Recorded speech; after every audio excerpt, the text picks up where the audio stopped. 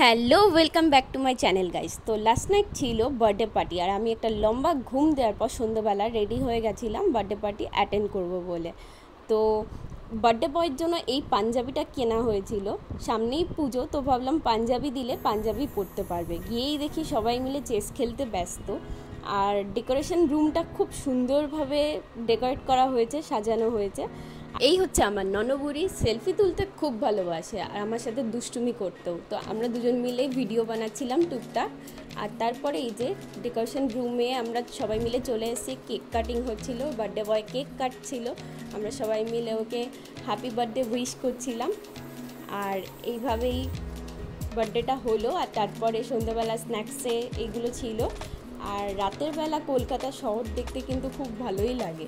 আর সবাই মিলে ছাদে গল্প করতে করতে, খেলাধুলা করতে করতে, আড্ডা দিতে দিতে কীভাবে সময়টা কেটে গেল। তো ডিনার টাইমটাও চলে এসেছিলো, আর দাদা বৌদি থেকে বিরিয়ানি খাওয়ানো হয়েছিল।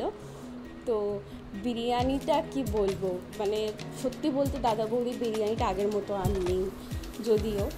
আর খাওয়া শেষে ছিল মিষ্টি, যেটা আমি অলওয়েজ অ্যাভয়েড করি। তো সবাই মিলে এখানে খেতে খেতে গল্প করতে করতে সময় কাটিয়ে দিলাম। তো এই ছিল আমার বার্থডে পার্টি। তো দেখা হচ্ছে নেক্সট ব্লগে। Tata guys.